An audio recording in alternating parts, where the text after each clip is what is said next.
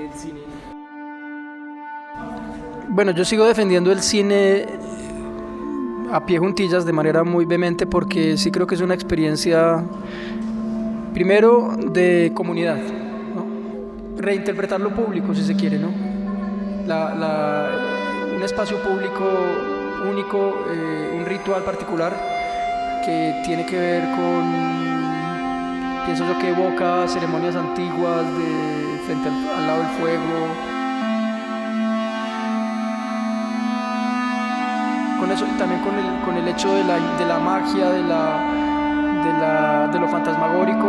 O sea, yo creo que el cine es una expresión moderna de algo muy antiguo.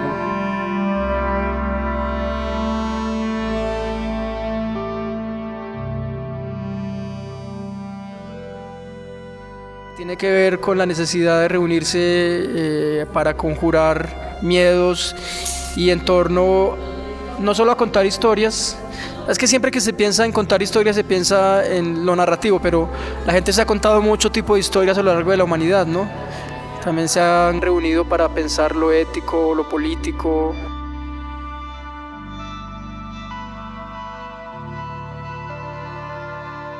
No solamente historias en el sentido de las derivas de unos personajes particulares, de unos otros, sino que el acto de la reunión en torno a una conversación se puede dar con un énfasis que no tiene que ser necesariamente en una historia de un personaje, sino con la historia como algo que compete a un grupo, ya sea un argumento, una persuasión, un problema político. Entonces me parece que el cine es un lugar donde hoy todavía eso ocurre y que es una experiencia que si desapareciera algo perderíamos en términos de nuestra disposición de construir también esfera pública, ¿no? Entonces me parece que eso es lo que me parece aún tan valioso. Aparte pues de que es una tradición artística poderosísima, digamos que en el cine se conjugan las artes del tiempo y las artes del espacio de una manera muy, muy única y que de algún modo es la concreción en la historia de la cultura de esa idea de la obra de arte total, de la que hablaban en el siglo XIX en relación en ese momento con la ópera. Y era como la idea de que en la ópera se reunía el teatro, la literatura, la pintura, la música, por supuesto. Entonces la ópera no cumplió esa función para la cual aparentemente estaba destinada, tal como la pensaba un Wagner, por ejemplo. Pero lo vino a hacer el cine, si se quiere. Y lo vino a hacer el cine por su popularidad, porque llega en un momento, como lo llamaría Benjamin, de las artes que tienen la posibilidad de una reproductibilidad técnica, ¿no? O que están atravesadas también por la tecnología de la reproducción, como el fonógrafo, como la fotografía misma, que es la posibilidad de la reproducción, entonces de que la experiencia se replique de una manera potencialmente infinita. Entonces me parece que esa también es la potencia del cine. Ahí la redundancia entre potencial y potencia creo que tiene sentido, ¿no? Como esa posibilidad de reproducir la experiencia, que entonces ya no está situada en un solo lugar, ¿no? Que eso también es parte de la naturaleza propia del cine, no estar situado en un solo lugar, sino que es también como una experiencia universal que se puede multiplicar en muchos lugares, ¿no? Un día cualquiera, un jueves cualquiera puede haber, no sé qué, muchísimos millones de espectadores congregados en torno a un mismo estreno, ¿no? De una misma película, pues eso lamentablemente solo lo logran las grandes películas de Hollywood, pero esa idea también de una experiencia como de lo universal, ¿no? Entonces yo creo que es la concreción de unos sueños y de unas ideas muy antiguas en un arte que tiene que ver con unas tecnologías muy modernas.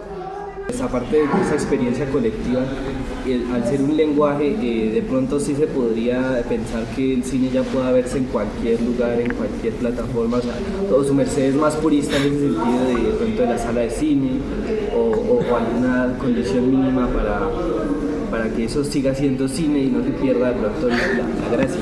No, yo no soy purista en ningún sentido, espero.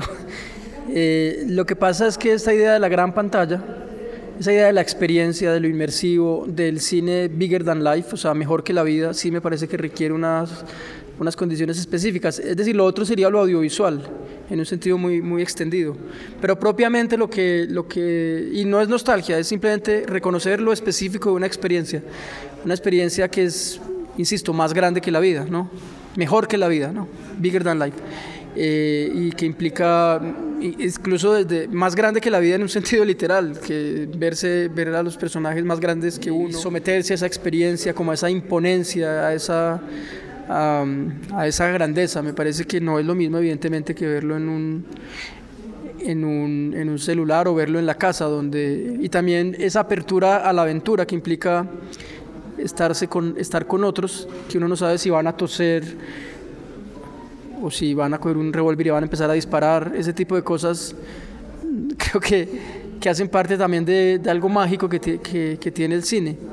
Lo otro sí es un lenguaje ya específicamente que se adapta, que cambia, que se transforma, y ahí podríamos, ya es otro tipo de historias. Entonces también la pregunta sería si el cine es un lenguaje, una gramática propia, una manera propia de contar historias o elaborar argumentos, o si tiene más que ver con el orden de la experiencia. Yo creo que hoy lo que están ofreciendo, la manera como el cine propiamente dicho, como lo conocemos, como lo conocimos, como la manera como se está reinventando, es ofreciendo más experiencias que tienen la promesa de lo inmersivo, la promesa de la grandeza, la promesa de... Y siempre ha pasado eso cuando hay ese tipo de crisis o de otros consumos que desestabilizan como la centralidad del cine en el espacio audiovisual. O sea, cuando en los años 50, cuando aparece la televisión o cuando se propaga mucho, empieza a surgir la idea del shock cinema, por ejemplo, la idea de un cine que también provoque otro tipo de experiencias imposibles de conseguir en la casa. Hoy en día las pantallas redondas, las pantallas 360, el IMAX, el 4K, el 4K no, el 4X, o el cine con olores o el cine con movimientos, son cosas que se van sumando a una idea de experiencia más que de lenguaje. Pues porque ni el olor, ni la movida de la silla, posiblemente el 4D sí, no tienen específicamente que ver con el lenguaje, ¿no? Tienen que ver es con la experiencia, con el lenguaje del cine, quiero decir, tienen que ver con la experiencia del espectador, la experiencia de estar en la sala y en qué condiciones y sometido a qué. A mí me causa curiosidad, hace poco leí un texto que decía que tal vez, digamos que uno cree que el cine también es una forma de la unión del ser humano con las experiencias tal vez cotidianas. Pero también se menciona que tal vez el cine es una de las formas que también puede mostrar más la separación, digamos que de la vida cotidiana. ¿Su merced qué cree? ¿Que tal vez el cine tiene la posibilidad de unir, inclusive de pensarse o hacer que cada ser humano se cuestione la vida cotidiana, valga la redundancia, o que separa más la realidad que uno vive, digamos, con el trasegar de su existencia? No, yo creo que el cine tiene una gran potencia, que es la potencia de la identificación. O sea, la posibilidad también el cine siempre es educativo, no necesariamente nos educa para ser mejores ciudadanos, aunque probablemente sí, pero pues digo, tampoco creo en esa idea de que uno en las películas vaya y las vea y salga a repetir lo que vio en las películas así de manera tan simple, ¿no? Como acusar al cine de que si la gente es violenta es porque lo vio en el cine. Ese tipo de cosas me parecen muy básicas, pero sí creo que uno en el cine aprende, en el sentido de que ahorita hablábamos a propósito de Un beso de Dick, de la formación, de uno en el cine se cuestiona, relativiza sus propias experiencias, se siente acompañado, siente que no está solo. Hay un aprendizaje para el amor en el melodrama, hay un aprendizaje para el crimen en el cine de gángster, hay un aprendizaje político, si se quiere, en el documental. Entonces son ese tipo de aprendizajes para ser humano y para ser ciudadano, que creo que en el cine se logran. Ahí sí me parece que en cualquier tipo de experiencia audiovisual, lo que pasa es que en el cine, si vamos a considerar el cine no como un lenguaje sino como una experiencia, sí creo que lo inmersivo y precisamente esa grandeza de la sala, el poder de la reunión, sí hace que que se relajen las defensas y que uno sea mucho más susceptible de dejarse afectar por esa experiencia, propiamente la identificación y la catarsis. Creo que es lo que termina ocurriendo. Entonces tampoco es que creo que uno imite lo que ve en el cine, a veces es al contrario, a veces como para ponerlo en términos de Oscar Wilde, no es que necesariamente el arte imite a la vida, sino que a veces la vida imita al arte. O sea, por ejemplo, uno podría pensar en los años 50 en Estados Unidos, parte de la rebelión juvenil de los 60 toma muchos de sus emblemas, atributos, símbolos del cine de los 50, es decir, no es lo contrario, no es que el cine esté reflejando lo que estaba pasando en la sociedad norteamericana, sino que es un proceso de toma y daca la gente veía cosas en el cine y empieza a reproducirlas, no pues en la manera de la que se ha discutido recientemente sobre el Guasón, no la violencia, sino comportamientos, modas, actitudes. Y creo que el cine ha movilizado discusiones sociales, por ejemplo, la idea de la mujer independiente, unos nuevos roles de lo femenino fueron movidos fuertemente por el cine de los años 20, 30 y 40, las mujeres independientes, las mujeres que salían de la casa, una cierta manera de vestirse, de comportarse, de hablar, de cortarse el pelo, o sea, ese tipo de cosas son de las que se aprenden en el cine o de las que se toman del cine. Precisamente por esa idea, porque sobre todo el cine norteamericano es muy hábil para crear esos sistemas que favorecen la identificación, como el Star System, para empezar. O sea, antes del moderno problema de las celebrities, pues yo creo que el cine lo inventó de algún modo, o sea, lo llevó a su máxima posibilidad.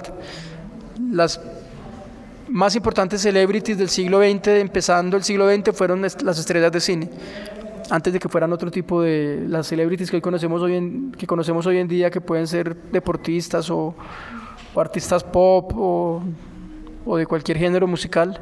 Creo que ya había una experiencia de las celebrities en el cine.